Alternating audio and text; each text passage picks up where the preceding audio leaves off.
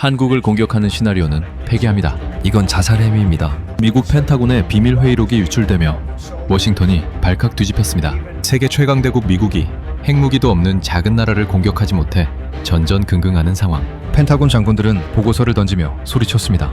도대체 이 나라는 약점이 없나? 그들은 몰랐습니다. 한국이라는 나라는 정부가 무너지면 국민이 제 돈으로 총을 사서 싸우는 좀비 같은 생존 본능을 가졌고, 건드리는 순간 미국 항공모함 엔진이 꺼지며 중국 산업 심장이 멈춰버리는 세계의 자폭 스위치를 쥐고 있다는 사실을 말이죠.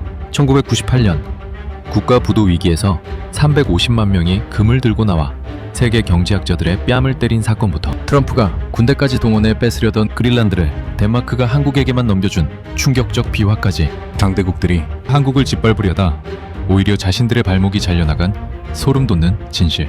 미국 CIA조차 가장 이해할 수 없는 집단이라 혀를 내두른 한국인의 미친 저력, 그 충격적인 전말을 지금 공개합니다.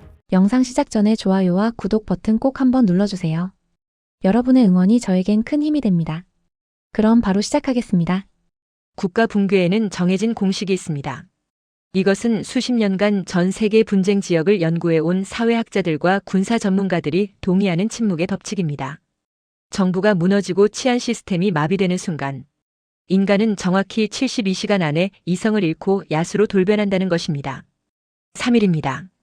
법과 질서가 사라진 세상에서 인간성이 유지될 수 있는 한계 시간은 고작 72시간에 불과합니다. 슈퍼마켓을 털고 식량을 사재기하며 이웃을 공격해서라도 나만 살겠다고 도망치는 것. 이것은 비난받을 행동이 아닙니다. 나를 지켜줄 시스템이 사라졌으니 각자 도생하는 것은 인류의 보편적이고 합리적인 생존 본능입니다. 실제로 소련 붕괴 당시 핵무기 과학자들이 기술을 빵과 바꿨고, 아르헨티나 경제가 무너졌을 때 어제의 이웃이 오늘의 약탈자가 되었습니다. 이것이 우리가 알고 있는 상식적인 국가 붕괴의 풍경입니다. 그런데 전 세계 정보기관들은 대한민국이라는 동아시아의 작은 나라에서 이 절대 공식이 산산조각 나는 기이하고도 섬뜩한 현상을 목격했습니다.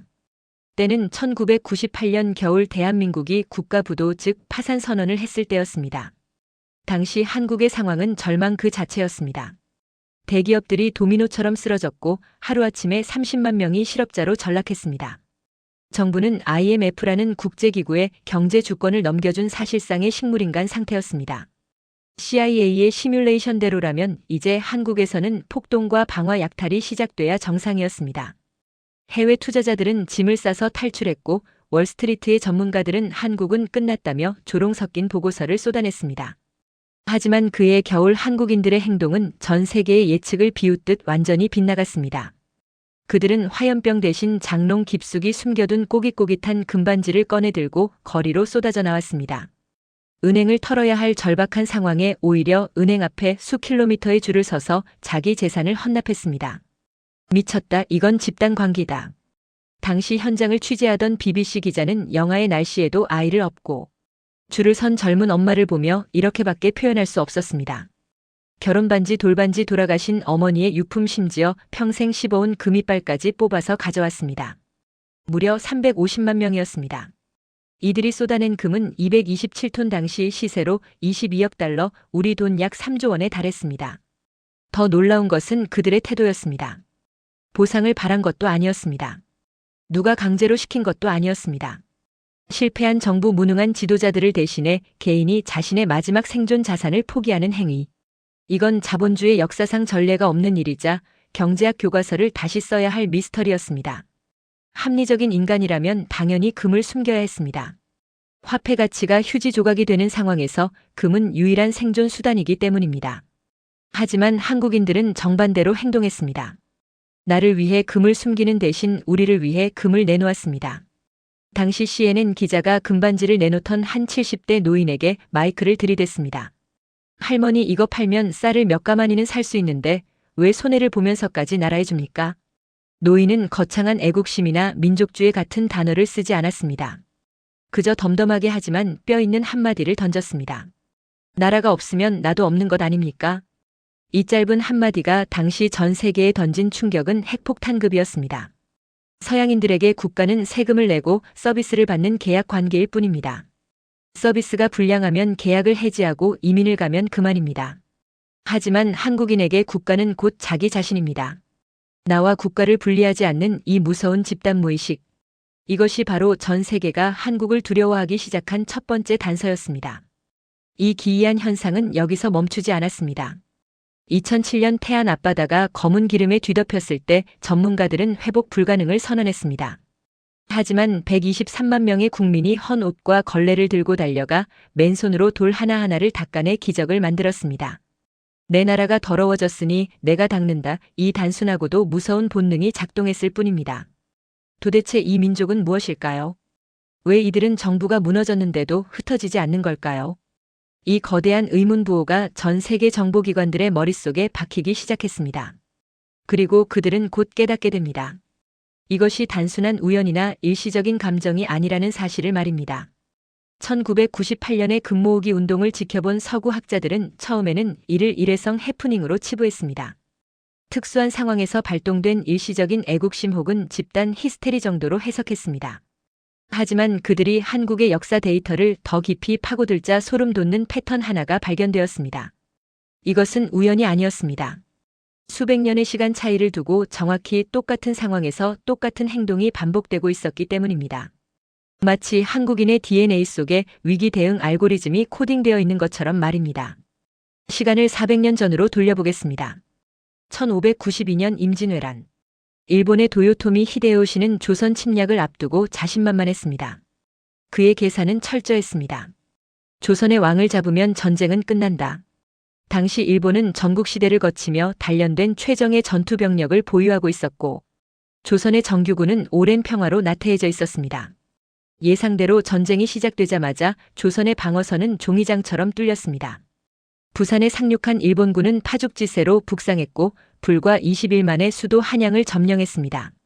왕인 선조는 백성을 버리고 북쪽 끝 의주까지 도망쳤고 관군은 뿔뿔이 흩어졌습니다. 정부가 사실상 붕괴된 것입니다. 일본군의 상식대로라면 이제 전쟁은 끝나야 했습니다.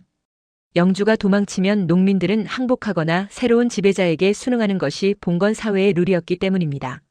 하지만 일본군이 맞닥뜨린 현실은 지옥이었습니다. 정규군이 사라진 자리에서 낫과 괭이 죽창을 든 백성들이 튀어나왔습니다. 이름도 없는 농민 승려 천민들이 의병이라는 이름으로 스스로 군대를 조직했습니다. 누가 명령한 것도 아니었습니다. 월급을 주는 것도 아니었습니다. 오히려 잡히면 목이 베이는 위험한 선택이었습니다. 그런데도 그들은 낮에는 농사를 짓다가 밤이면 귀신처럼 나타나 일본군의 보급로를 끊고 목을 베어갔습니다. 일본군 종군 승려의 일기에는 당시의 공포가 생생하게 기록되어 있습니다. 조선의 관군은 쉽게 깼으나 백성들은 죽여도 끝이 없다. 이 나라는 머리를 잘라도 몸통이 살아서 공격해온다. 이 섬뜩한 생존 본능은 400년 뒤 지구 반대편에서도 똑같이 재현되었습니다. 1992년 미국 LA 폭동 사건입니다. 백인 경찰의 흑인 구타 사건으로 촉발된 폭동은 흑인들의 분노가 한인타운으로 향하면서 최악의 유혈 사태로 번졌습니다. 미국 경찰은 폭도들이 무서워 한인타운을 버리고 철수했습니다. 세계 최강 대국이라는 미국 정부가 자국민 보호를 포기하고 도망친 것입니다. 무정부 상태였습니다. 다른 민족 상인들은 가게를 버리고 피난을 갔습니다. 재산보다 목숨이 중요하니까요. 이것이 합리적인 선택입니다. 하지만 한국인들은 달랐습니다. 그들은 도망가는 대신 총을 들고 가게 지붕 위로 올라갔습니다. 해병대 출신 쌀집 아저씨와 특전사 출신 세탁소 사장님이 무전기를 들고 방어선을 구축했습니다. 군대를 다녀오지 않은 이민 2세 청년들까지 합류해 탄창을 날랐습니다. 루프 코리안. 지붕 위의 한국인들이라는 이 신조어는 당시 미국 사회에 거대한 충격을 주었습니다. 정부가 없으면 우리가 정부가 된다. 경찰이 없으면 우리가 경찰이 된다. 임진왜란 때 의병들이 보여준 모습과 1992년 LA 한인들이 보여준 모습, 그리고 1998년 금모으기 운동 때 보여준 모습. 이 세 가지 사건은 400년의 시간과 태평양이라는 공간을 뛰어넘어 완벽하게 일치합니다. 이것은 단순한 애국심이 아닙니다. 사회학자들은 이를 자발적 국가 기능 대체 시스템이라고 부릅니다. 평소에는 서로 멱살을 잡고 싸우며 분열된 것처럼 보이지만 국가라는 시스템이 붕괴 위기에 처하면 뇌가 아닌 척수가 반응하듯 조건 반사적으로 뭉치는 현상입니다. 마치 개미집이 무너졌을 때 개미들이 순식간에 서로의 몸을 연결해 다리를 만드는 것과 같습니다. 이 기이한 집단 생존 본능은 전 세계 어디에서도 찾아볼 수 없는 한국인만의 고유한 특성입니다. 강대국들이 한국을 함부로 건드리지 못하는 진짜 이유가 바로 여기에 있습니다. 한국은 점령할 수 없습니다. 최첨단 미사일로 서울을 불바다로 만들고 특수부대를 투입해 대통령을 제거해도 소용없습니다. 머리를 자르면 몸통이 5천만 개의 파편이 되어 각계 전투를 시작하기 때문입니다. 정규군은 항복시킬 수 있어도 이 좀비 같은 민족성은 항복시킬 수 없습니다. 이것이 5천년 역사 동안 수많은 침략을 받고도 이 나라가 지도에서 사라지지 않은 비결이자 적들이 가장 두려워하는 한국의 진짜 무기입니다. 하지만 이것은 한국이 가진 힘의 절반에 불과합니다. 이 무서운 소프트웨어가 21세기의 첨단 하드웨어와 결합했을 때 세계는 진짜 공포를 마주하게 됩니다. 한국인들이 가진 이 좀비 같은 생존 본능이 정신력, 즉 소프트웨어라면 이제 이야기할 세 번째 챕터는 훨씬 더 현실적이고 물리적인 공포입니다. 바로 하드웨어입니다. 감정이 배제된 냉혹한 국제 정치판에서 강대국들이 한국을 건드리지 못하는 이유는 단 하나입니다. 건드리는 순간 자신들의 목숨줄도 함께 끊어지기 때문입니다. 이것을 증명하는 것은 감동적인 스토리가 아닙니다. 오직 차가운 숫자들 뿐입니다.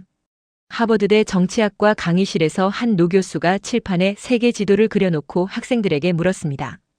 만약 오늘 밤 한국이라는 나라가 지도에서 사라진다면 내일 아침 전 세계에는 어떤 일이 벌어질까? 학생들은 고개를 갸우뚱했습니다. 삼성 스마트폰을 못 쓰게 되나요? K-POP를 못 듣게 되나요?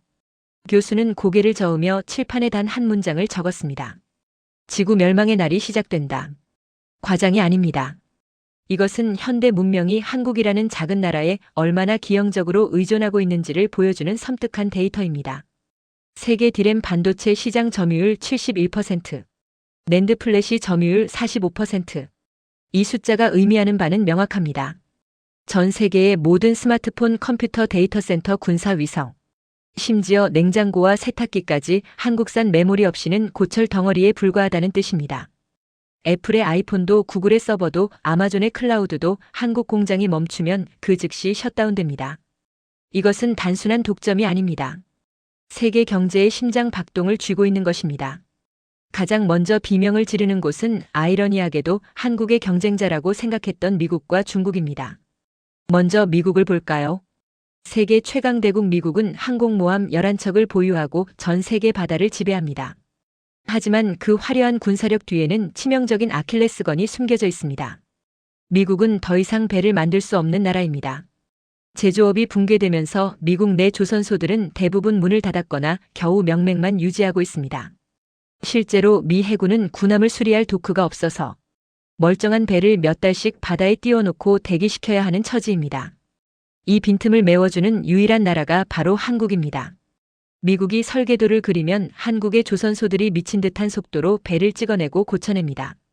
LNG 운반선 시장 점유율 87%, 초대형 컨테이너선 점유율 43%. 특히 고부가가치 선박 시장에서 한국의 위상은 절대적입니다. 만약 한국이 멈춘다면 미국의 태평양 함대는 고철 덩어리가 되어 바다 위에 둥둥 떠다니게 될 것입니다. 중국은 더 심각합니다. 중국은 반도체 굴기를 외치며 수천 조 원을 쏟아부었지만 여전히 한국 없이는 숨도 못 쉬는 신세입니다. 시진핑 주석이 아무리 큰 소리쳐도 중국의 전자산업, 전기차 산업 심지어 군사 무기까지 한국산 반도체가 없으면 작동하지 않습니다. 2017년 사드 보복 당시 중국이 롯데마트를 쫓아내고 한국 단체 관광을 금지하며 길길이 날뛰었지만 절대로 건드리지 못한 딱 한 가지가 있었습니다. 바로 반도체였습니다. 반도체 수입을 막는 순간 중국 경제 자체가 심장마비로 즉사한다는 것을 그들도 알고 있었기 때문입니다. 중국이 수입하는 메모리 반도체의 48%가 한국산입니다. 이 절반이 사라지는 순간 중국의 공장은 멈추고 실업자는 거리로 쏟아져 나올 것입니다. 이것이 바로 한국이 쥐고 있는 자폭 스위치입니다. 한국은 전 세계 공급망이라는 거대한 기계 장치 속에서 대체 불가능한 핵심 부품 즉 노드가 되었습니다. 석유가 많은 나라는 뺏으면 그만입니다. 식량이 많은 나라는 돈으로 사면 그만입니다. 하지만 기술과 제조 능력이 독점된 나라는 뺏을 수도 대체할 수도 없습니다. 공장을 뺏어도 돌릴 사람이 없고 기술을 훔쳐도 따라할 시간이 없기 때문입니다. 미국 펜타곤 보고서는 이를 두고 이렇게 표현했습니다. 한국은 인질이 아니다. 인질범의 몸에 폭탄을 묻고 가치 있는 인질이다. 그를 쏘면 인질범도 죽는다. 작은 영토적은 인구 부족한 자원. 지정학적으로 보면 한국은 강대국들의 먹잇감이 되기 딱 좋은 조건입니다. 하지만 한국인들은 이 불리한 조건을 뚫고 스스로를 대체 불가능한 존재로 만들어버렸습니다. 그들은 단순히 물건을 잘 만드는 게 아닙니다. 자신들이 없으면 세계가 돌아가지 않도록 시스템 자체를 인질로 잡아버린 것입니다. 이것이 5천만 국민이 좀비처럼 싸우는 나라가 손에 쥔 가장 강력하고도 현대적인 무기입니다. 하지만 이 강력한 무기를 시기하고 무너뜨리려는 자들이 있었습니다. 바로 가면을 쓰고 웃고 있던 이웃 나라들입니다. 우리는 지금까지 한국이 가진 힘에 대해 이야기했습니다. 하지만 힘이 강할수록 그림자도 짙어지는 법입니다. 한국이 이렇게 독보적인 위치에 오르자 가장 불안해진 것은 바다 건너 이웃 나라들입니다. 중국과 일본. 이 두 나라는 한국의 성장을 단순한 경쟁이 아닌 자신들의 생존을 위협하는 칼날로 인식하기 시작했습니다. 그리고 마침내 그들은 웃고 있던 가면을 벗어 던지고 한국을 향해 이빨을 드러냈습니다. 먼저 칼을 빼든 것은 일본이었습니다. 2019년 7월 아베 신조 당시 일본 총리는 한국 반도체 산업의 심장부를 겨냥해 수출 규제라는 기습 공격을 감행했습니다.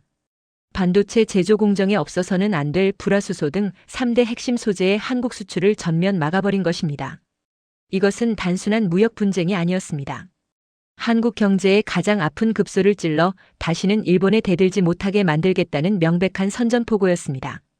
당시 일본 언론들은 축제 분위기였습니다. 한국 반도체 공장은 3개월 안에 멈출 것이다. 한국인들은 곧 무릎을 꿇고 빌게 될 것이다. 일본의 계산은 치밀했습니다. 한국이 아무리 반도체 강국이라도 소재는 일본산에 100% 의존하고 있으니 수도꼭지를 잠그면 말라 죽을 것이라는 논리였습니다. 중국 역시 마찬가지였습니다. 그들은 겉으로는 전략적 파트너라고 말했지만 뒤로는 한국을 집어삼키기 위한 거대한 공작을 펼치고 있었습니다. 이른바 동북 공정과 문화 침탈입니다. 김치와 한복이 자신들의 것이라고 우기는 것은 애교 수준이었습니다. 중국은 막대한 자본을 앞세워 한국의 핵심 기술 인력을 빼가고 한국 기업들을 중국 시장에서 몰아내려 했습니다. 2017년 사드 배치 당시 롯데마트가 중국에서 쫓겨나고 한국 관광이 금지된 것은 그 시작에 불과했습니다. 중국은 한국이 자신들의 거대한 공급망 안에 갇혀 영원히 하청 국가로 남기를 원했습니다. 그들의 목표는 하나였습니다. 한국이 대체 불가능한 나라가 되는 것을 막는 것. 한국이 시스템의 노드가 되어 자신들을 위협하는 상황을 사전에 차단하는 것이었습니다. 이 두 빌런의 공격은 치밀하고 집요했습니다. 일본은 기술로 목을 조르고 중국은 자본과 인력으로 뼈를 으스러뜨리려 했습니다. 한국은 절체절명의 위기에 빠진 것처럼 보였습니다. 국내 전문가들조차 비명을 질렀습니다. 당장 일본에 사과하고 소재를 받아와야 한다. 중국의 심기를 거스르면 안 된다. 공포감이 대한민국 전체를 휘감았습니다. 하지만 그들은 한 가지 치명적인 오판을 했습니다. 그들은 한국을 일반적인 국가와 똑같이 계산했습니다. 압박하면 굴복하고 때리면 주저앉을 것이라고 믿었습니다. 하지만 그들은 한국인의 DNA 속에 잠재된 위기 반응 시스템을 간과했습니다. 앞서 1장에서 이야기했던 그 좀비 같은 생존 본능 말입니다. 한국인은 평화로울 때는 서로 멱살을 잡고 싸우지만 외부의 적이 나타나면 그 멱살 잡던 손을 놓고 함께 칼을 드는 민족이라는 사실을 그들은 몰랐습니다. 일본의 수출 규제 발표 직후 한국에서는 기이한 일이 벌어졌습니다. 정부가 시키지도 않았는데 국민들이 자발적으로 일본 불매 운동을 시작했습니다. 나가지 않습니다. 사지 않습니다. 이 슬로건은 들불처럼 번져나갔습니다.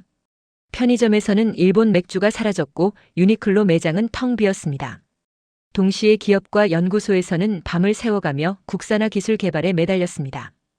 이번 기회에 일본의 기술 속국에서 벗어나자. 이 도끼가 대한민국 전체를 휘감았습니다. 결과는 어땠습니까? 불과 1년 만에 한국은 불화수소 국산화에 성공했습니다.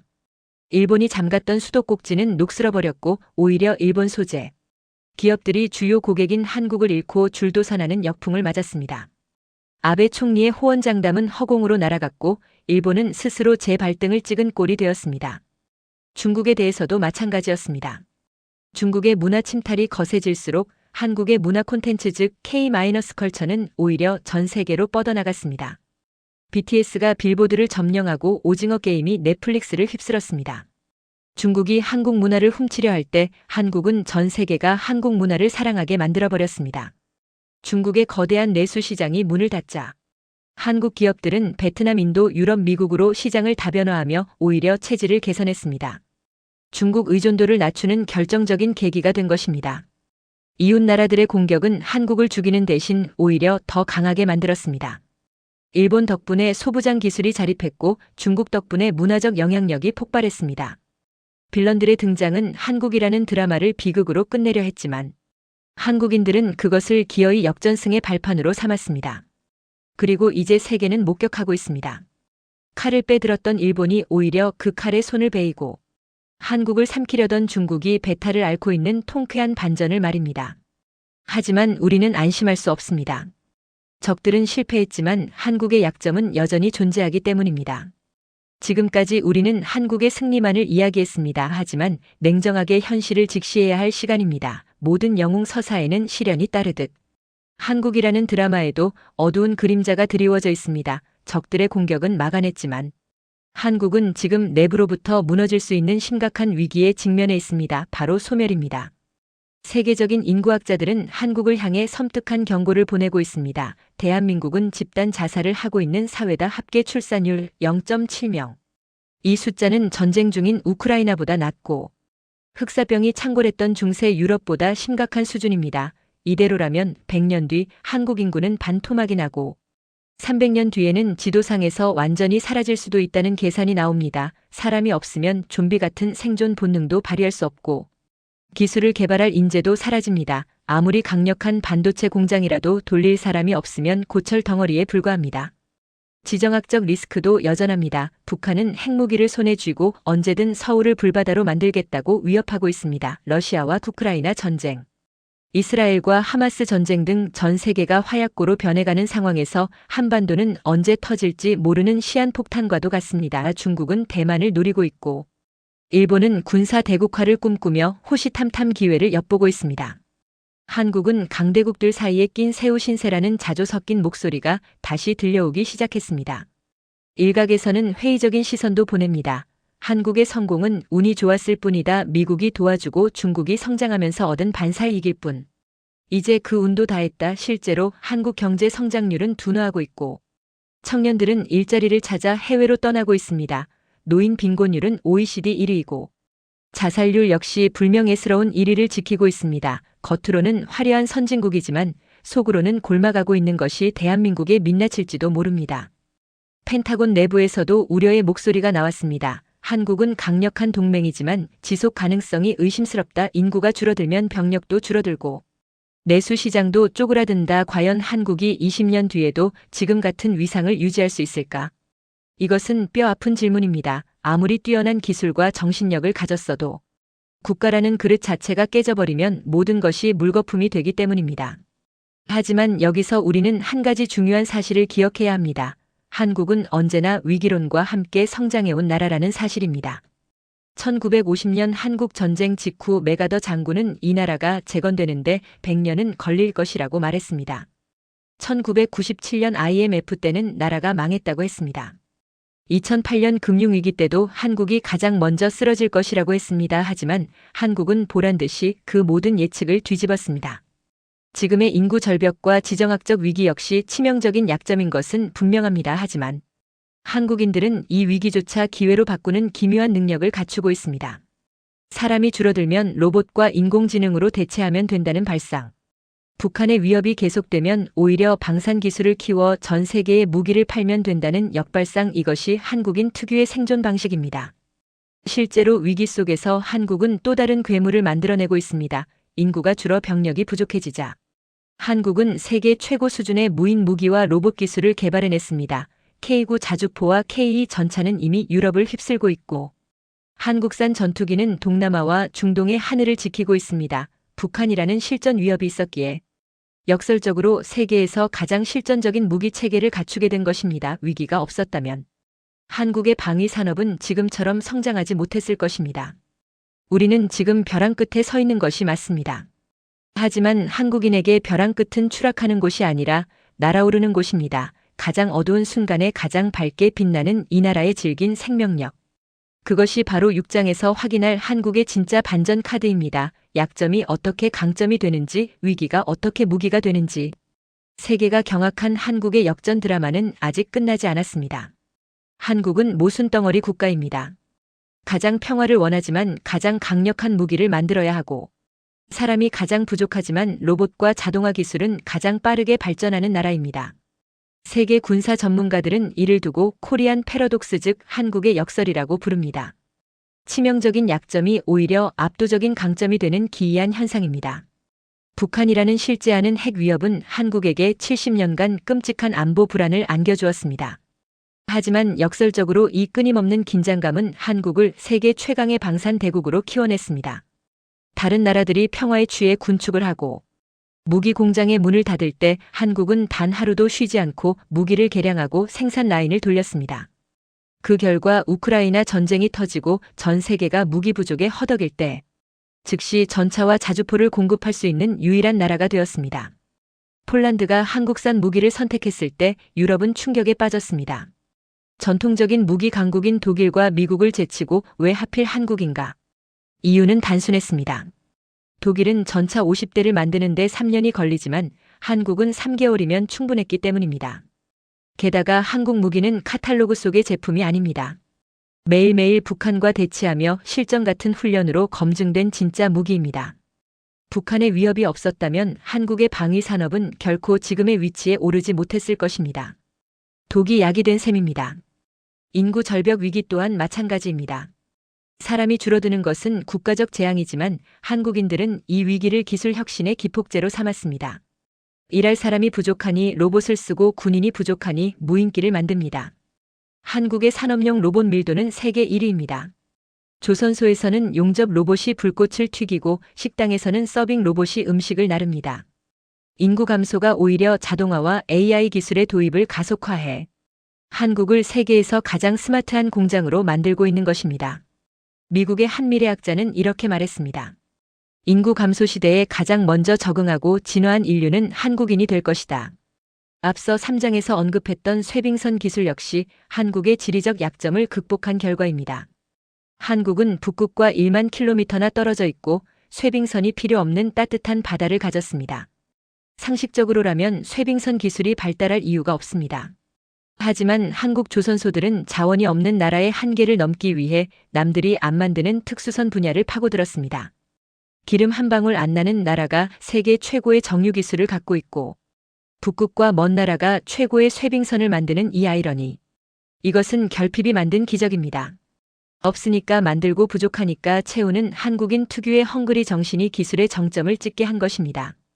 이제 세계는 한국의 약점을 더 이상 약점이라 부르지 않습니다. 안보 위기는 방산 대박으로, 인구 위기는 로봇 혁명으로, 자원 부족은 기술 패권으로 뒤집혔기 때문입니다. 강대국들이 가진 풍요로움이 오히려 독이 되어 나태해질 때 한국은 결핍을 무기로 스스로를 단련했습니다. 이것이 바로 한국이 위기 때마다 망하기는커녕 더 강해져서 돌아오는 이유입니다. 이 나라는 시련을 먹고 자라는 괴물입니다. 2024년 현재 대한민국은 단순한 제조 강국을 넘어 세계의 안전을 책임지는 안보 파트너이자 미래 기술의 테스트베드가 되었습니다. 나토 사무총장은 한국을 찾아와 이렇게 말했습니다. 유럽의 안보는 이제 한국 없이는 설명할 수 없다. 이 한마디가 모든 것을 증명합니다. 한국은 이제 도움을 받는 나라가 아니라 도움을 주는 나라, 지켜줘야 할 나라가 아니라 지켜주는 나라가 되었습니다. 약소국의 서름을 딛고 스스로 운명을 개척해낸 이 드라마틱한 반전. 하지만 이 모든 것을 가능하게 만든 진짜 원동력은 따로 있습니다. 기술도 무기도 아닌 바로 맨 처음에 이야기했던 1998년의 그 사람들입니다. 우리는 지금까지 서로 다른 것처럼 보이는 세 가지 이야기를 했습니다. 첫째, 정부가 무너져도 개인이 총을 들고 일어나는 좀비 같은 생존 본능. 둘째, 한국이 멈추면 세계가 멈추는 반도체와 공급망의 자폭 스위치. 셋째, 미국조차 만들지 못하는 쇠빙선을 독점한 압도적인 기술력.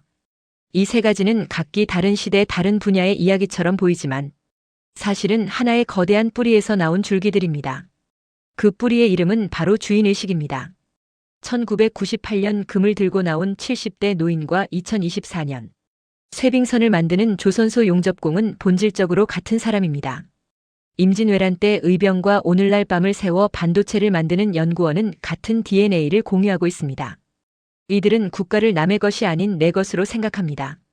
내 집이 불타면 내가 꺼야 하고 내 배가 고장나면 내가 고쳐야 한다는 이 단순하고도 강력한 주인의식이 대한민국이라는 시스템을 지탱하는 진짜 엔진입니다.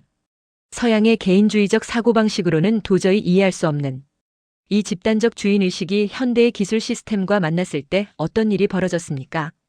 그들은 단순히 시키는 일만 하는 노동자가 아니라 내 공장 내 제품이라는 생각으로 불량률을 0에 가깝게 줄였습니다. 납기일을 맞추기 위해 자발적으로 야근을 하고 문제가 생기면 누가 시키지 않아도 해결책을 찾아냈습니다.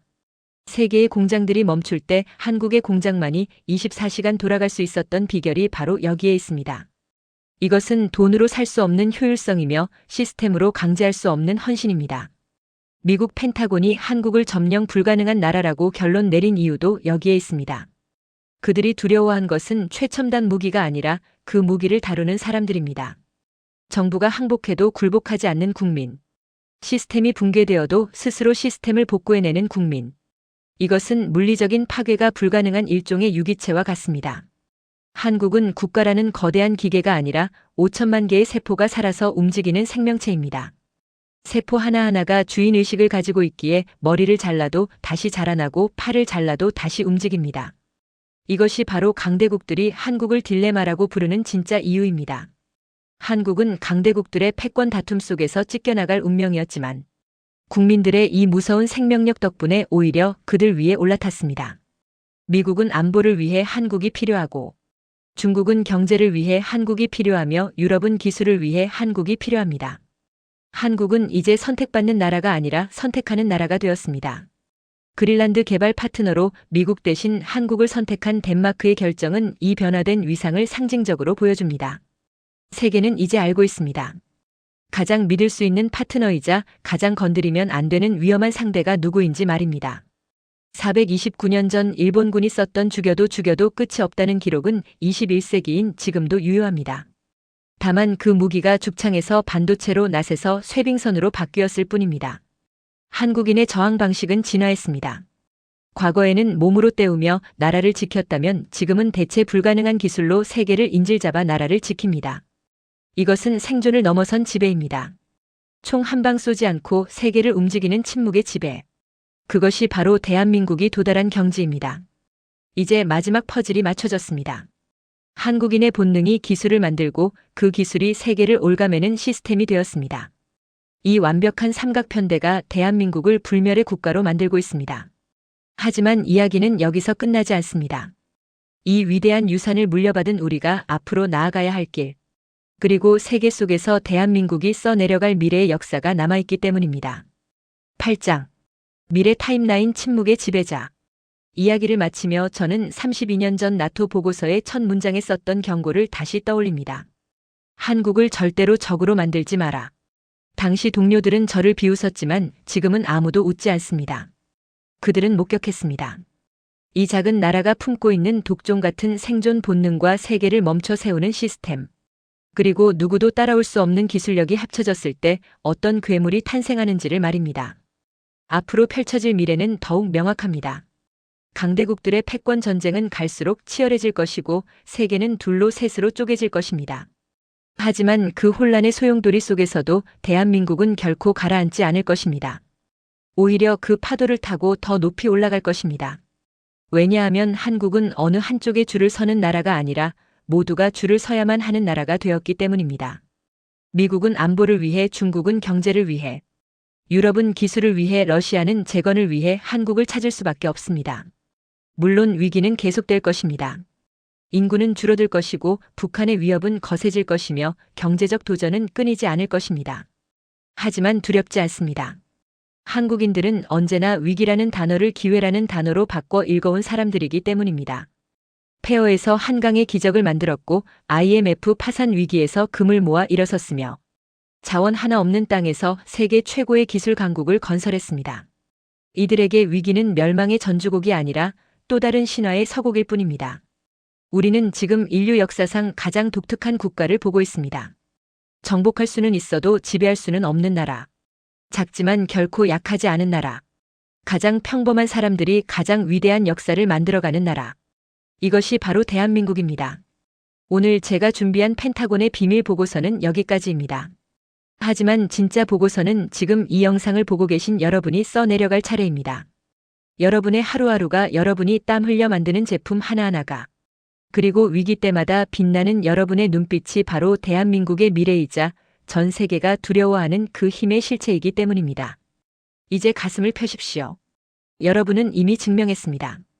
여러분은 강대국의 눈치를 보는 약소국의 국민이 아닙니다. 세계가 주목하고 강대국들이 경계하며 인류가 필요로 하는 위대한 나라의 주인입니다. 기억하십시오. 나라가 없으면 나도 없다는 그 마음 하나가 대한민국을 불멸의 국가로 만들었습니다. 그리고 그 불멸의 역사는 바로 당신으로부터 계속될 것입니다. 긴 영상 끝까지 함께 해주셔서 감사합니다. 오늘의 이야기가 가슴 뛰는 전율이 되었다면 구독과 좋아요로 함께 해주십시오. 대한민국은 당신이 있어서 강합니다. 감사합니다.